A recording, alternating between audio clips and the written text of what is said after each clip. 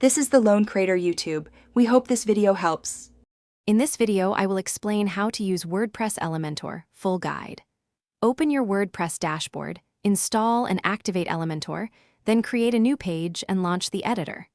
Start by selecting a global site layout, then pick a header and footer from templates.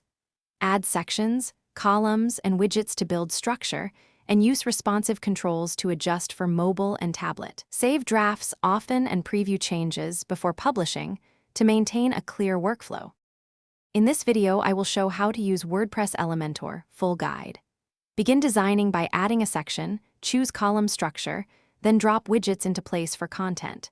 Use the Style panel to tweak fonts, colors, borders, and spacing so your page feels cohesive. Experiment with motion effects and entrance animations sparingly to add polish without distraction.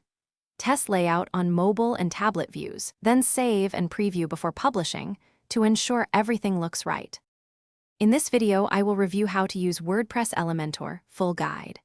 Quick recommendation: keep a water bottle nearby during long design sessions. I use an Owala bottle that keeps drinks cold and fits most cup holders. If you are enjoying this guide, please hit like and subscribe to support the channel and see more tutorials. Check the description for the link and other deals, and thanks for watching. Now let's get back to the video.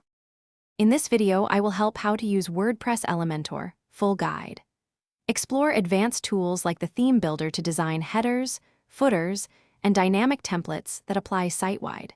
Create and save templates or blocks to reuse in other pages, and set global styles for colors and fonts for brand consistency.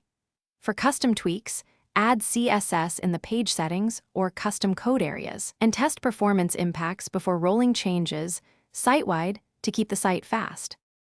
Thanks for watching. Consider subscribing if we helped you.